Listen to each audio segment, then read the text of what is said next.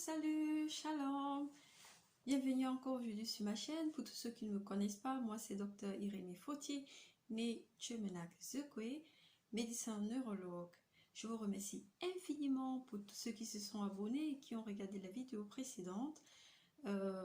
C'est très encourageant de votre part. Et pour tous ceux qui ne sont pas encore abonnés, abonnez-vous pour ne pas perdre toutes les notifications.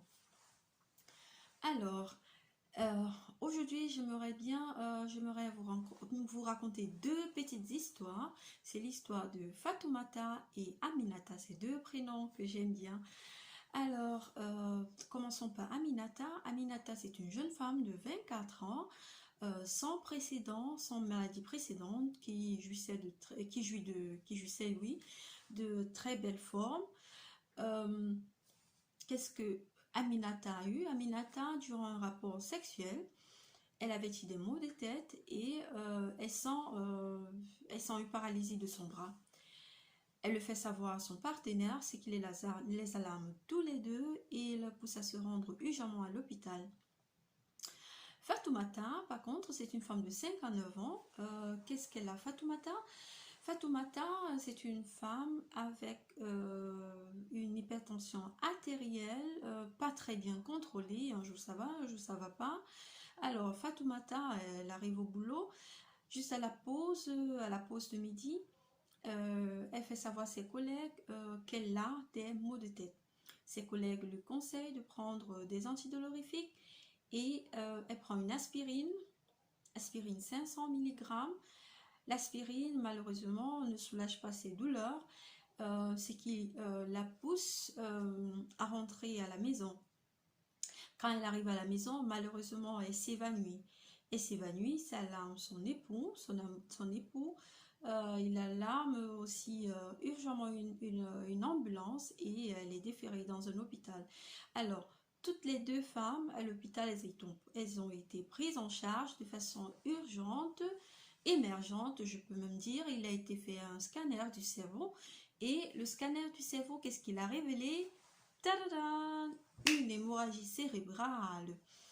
Alors l'hémorragie cérébrale, c'est le thème d'aujourd'hui. J'aimerais bien parler avec vous de cette pathologie. Comme nous l'avons dit la fois dernière, il existe deux types d'hémorragie, deux types d'AVC autant pour moi.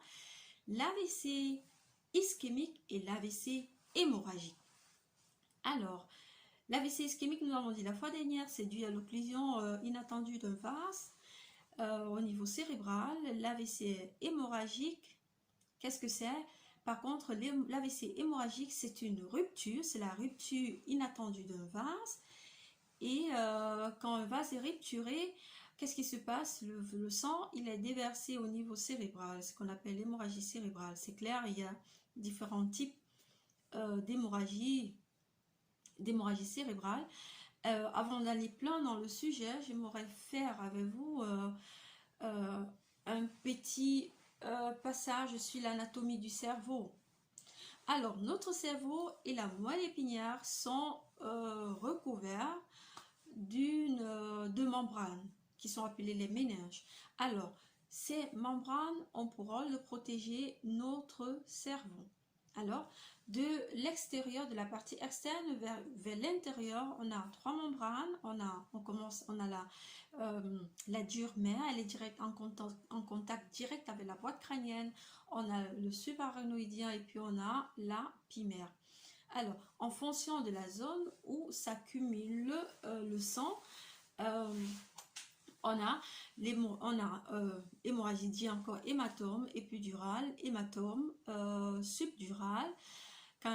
Épidural, quand il s'accumule entre la boîte crânienne et l'os crânien et la dumère, subdurale, ainsi de suite, jusqu'à l'hémorragie la plus interne, l'hémorragie sous-arachnoïdienne, qui est la plus dangereuse de toutes les hémorragies.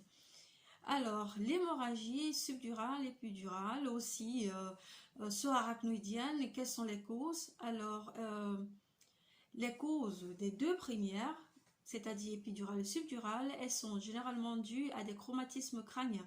Alors, tout ce qui peut causer, acquis. Congénitaux, ça veut dire vous naissez avec ces anévrismes. et ils sont découverts de façon accidentelle durant des scanners faits pour d'autres motifs. Voilà. Alors, ils sont malins, ils ne causent vraiment pas de symptômes jusqu'à leur rupture. Les anévrismes, ils peuvent aussi être acquis. La principale cause d'un anévrisme acquis est l'hypertension artérielle. Comme l'avons dit la fois dernière, l'hypertension artérielle crée une altération de nos vases.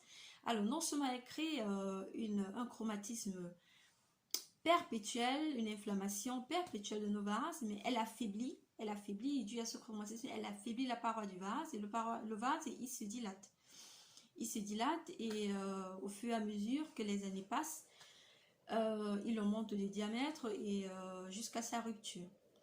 Alors, quand l'anévrisme cérébral est découvert de façon accidentelle, il doit être contrôlé permanemment. Donc, ça veut dire annuellement, en fonction de la dimension, voire même chaque 6 mois, pour être traité à temps. Ok? Alors, nous allons parler, j'aimerais vous parler de l'hémorragie de la plus dangereuse, c'est l'hémorragie sous-arachnoïdienne. Elle est très dangereuse, elle est mortelle. Alors, 2/3 des patients n'arrivent pas à l'hôpital vivant. Ils décèdent. Quels sont les symptômes alarmants d'une hémorragie cérébrale, d'une hémorragie sous-arachnoïdienne? Les céphalées. Les maux de tête, c'est quelque chose à ne pas négliger. Alors, le patient a des céphalées de façon inattendue. Ce sont des céphalées d'une douleur indescriptible. Le patient il a comme l'impression d'avoir un poignard au niveau de la tête. Et généralement, le patient il a des troubles de conscience. Ça peut être accompagné aussi par une paralysie, des vomissements et tout. Alors, s'il vous plaît, mes chers abonnés et amis, ne simplifiez pas les maux de tête. À peine vous avez les maux de tête, présentez-vous à l'observation de médecin pour plus d'examens.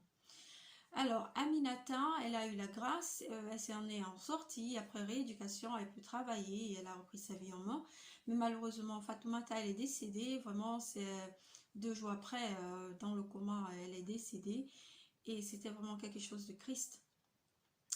Comment aurions-nous pu aider? Comment pourrions-nous éviter la mort de Fatoumata? Ça, c'est la question. Alors, ce que je peux dire, Fatoumata, ce qui a porté à l'aggravement du cas de Fatoumata, c'est que Fatoumata, elle a pris l'aspirine. L'aspirine, qu'est-ce que c'est? L'aspirine, c'est vrai, c'est un antidolorifique, c'est un anti-inflammatoire.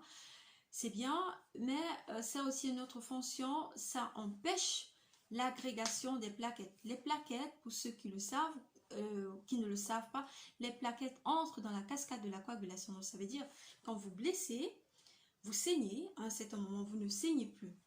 Vous ne saignez plus, pourquoi? Parce qu'il y a ce processus qui est entré en jeu. Alors, Fatoumata, elle a pris, c'est de l'aspirine. L'aspirine a inhibé ce processus qui a porté et qui a favorisé au saignement. Donc, je vous en prie, si vous avez les maux de tête et que la cause n'est pas sûre, si vous n'êtes pas sûr, ce n'est pas une migraine, je vous en prie, de grâce, ne prenez pas d'aspirine.